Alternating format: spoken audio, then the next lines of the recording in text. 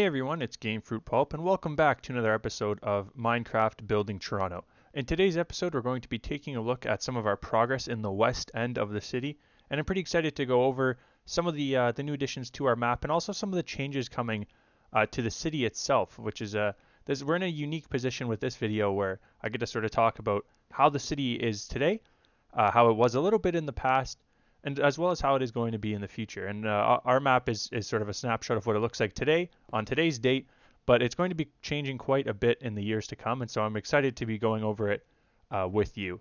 Today's episode is going to start at the southwest corner of University and Front Street, or I guess it's technically University and York Street, but we're going to be taking a look at a building that was actually requested quite a long time ago, and a few years later down the line, we have finally been able to bring it to you guys, and that is the building of 1 University Avenue.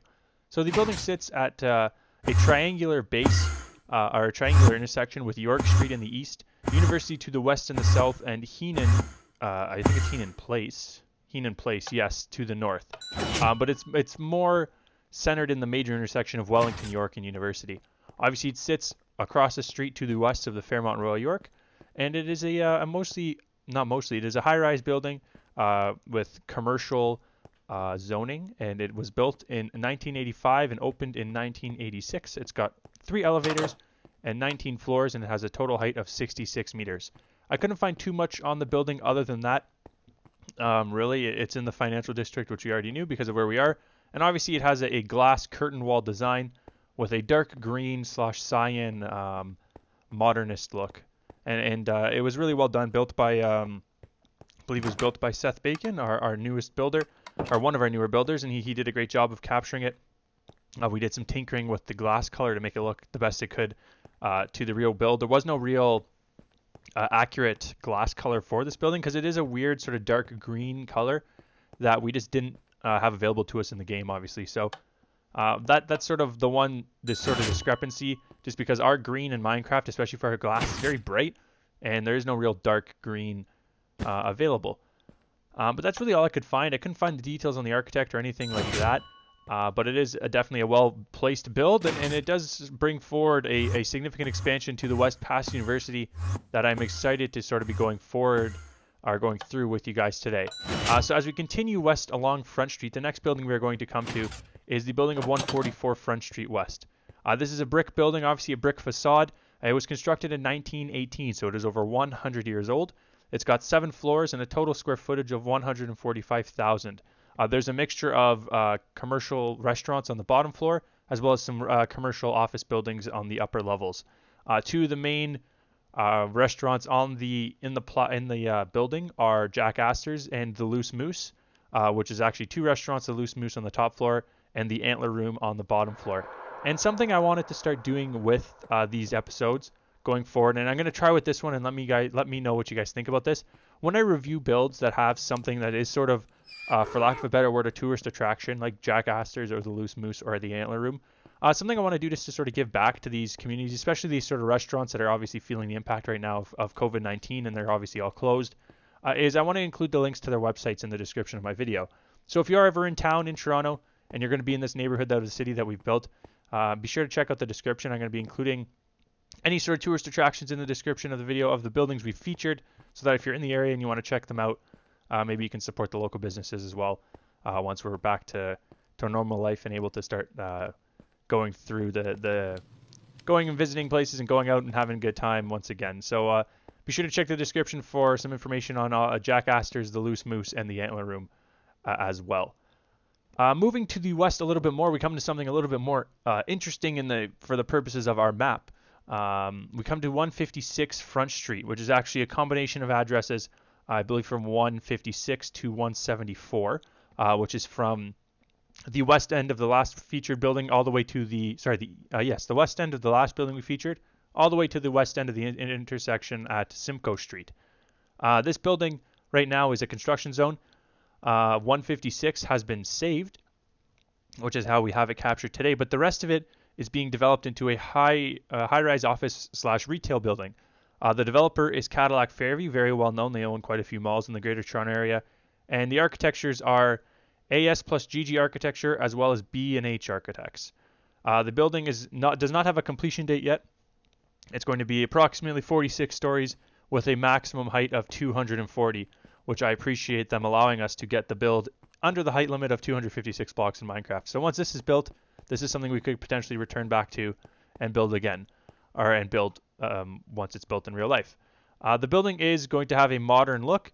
It's going to look, the best way I could describe it is it sort of looks similar to L Tower with a more rounded top rather than a slope. And I'll actually include, hopefully I'll remember, I'll include an image of the actual tower, a rendering of the tower on the screen right now, so you guys can see what it's going to look like. Obviously, in our version of the build, we wanted to capture what it looks like today, which is obviously an awesome looking construction zone. So Seth did a really good job getting some buildings in there, and obviously capturing the building that is being used, like remained. I'm assuming it's a heritage building. Actually, yes, it is. So the facade of the other building that's being kept is a 1905 built structure. And it is part of the Union Station Heritage Conservation District, which is why they cannot tear it down. And it's actually too bad. I actually went to a restaurant in that building a couple years ago. It was a little Italian restaurant that I enjoyed quite a bit. So when I saw that it was closed, I was actually a little bit disappointed. But obviously, the city develops and the city moves forward, and it's great that we can bring a piece of history along with it by keeping that heritage structure intact, which is obviously good news. So moving on now to the next building, we're going to be going back to University, going north a little bit in this little block here to look at 40 University Avenue. So 40 University Avenue actually moves us from the financial district to the entertainment district. So we're slowly changing or expanding our neighborhoods in the city. Obviously, we have the financial district done, or not done, but we started. We have Union Station. When you move further east, we've started the St. Lawrence Market area. And now we also have the start of the entertainment district. So we've gotten quite a few little areas built in the city. This building is not much to write home about, if I am honest. It was built in 1971. It has a height of 50 meters and 13 stories. It has 6 elevators, and it's again a modernist design. There is not too much of interest in the building. Obviously, you see it's sort of stone facade with windows, very plain, very like there's not much detail in the build. But we captured it the best we could. I believe this was also built by Seth. I believe everything on this block was built by Seth that we're looking at. One sort of interesting thing of note that I found is that the Consulate General of Colombia in Toronto was actually in this building. So if you're a Colombian citizen living in Toronto and you need some help from your home government, they're closed right now, obviously, but when this is all over, you can go to the intersection of Wellington and University, go into this building that you now see how to get there from Union, and you can go see your local consulate. But that's really it for that building. Not too much to talk about, like I said. Moving on to the last building that we were going to showcase. This is an interesting one because I think it's a rather nicely built or rather nicely designed building.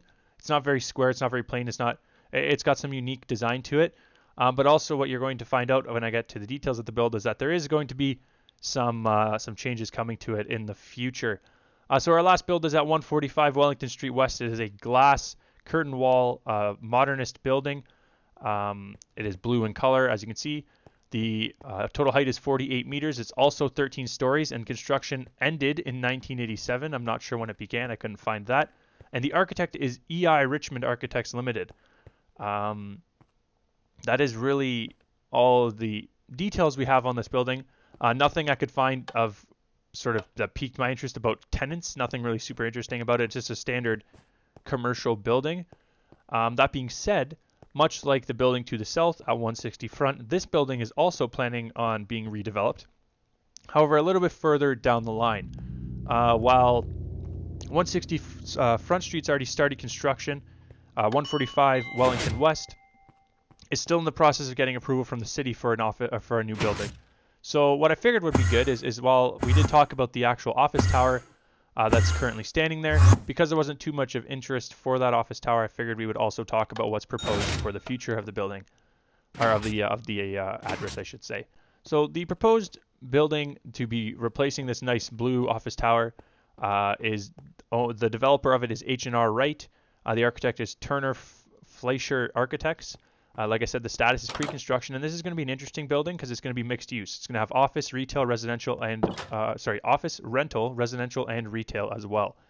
There's no location or no completion date yet. The proposed number of stories is 65, but interestingly enough, it's only going to be 234 meters tall. So even though it's going to be 19 stories taller than the building at or 19 stories more than the building at 160 Front Street, it's actually going to be 6 meters shorter, which means it's going to have a shorter ceiling base. I don't know if that's because residential can have a shorter ceiling height or what that's about, but it is something kind of interesting. The proposed building is quite unique. It's very narrow because the property is not very large and obviously very tall. It's got a proposed green roof, but that's obviously just artist rendering, so take that with a grain of salt. And I'm going to have that show up on screen now too, just so that you guys can see what's proposed there in the future as well. And something kind of interesting about this is I don't know if this building has gotten through Toronto City Council yet or not. I don't know if it's even reached that point, but basically, if anyone's interested in this, I believe it's still open to public comment. So if it is something you're interested in, if you think it's a great looking building, or maybe you don't like it, I don't know, whatever you want to do, take a look at it for yourself, and you can sort of provide your feedback if you wanted to, which is an interesting sort of route that I hope that the project would one day take when we had more of the city built, is that we could actually start building potential buildings in the map to sort of see how they would look with the skyline. Obviously, we're not quite there yet with the project, but it's something we could look at in the future. And I thought today was a good opportunity to showcase some interesting builds that didn't have too much story to them, but to give a sort of spotlight to the local businesses running in these buildings, especially the restaurants that we could sort of contribute to as just everyday people, but also some of the proposed changes to the block as well. So that is everything for the video. I hope you guys enjoyed. If you're new to the channel and you enjoyed, be sure to hit that subscribe button. And if you're a returning viewer and you enjoyed, be sure to leave a like and share the channel with some of your friends. The channel and the project has been growing in popularity quite frequently since the start of the year, and it's really awesome. Hopefully we can continue that momentum and keep growing the project and keep bringing new attention to this awesome project that's sort of starting to really take shape. So thank you guys very much for watching. My name is Gamefruitpulp. This has been Minecraft Building Toronto, and I will catch you guys all next time. Have a good one.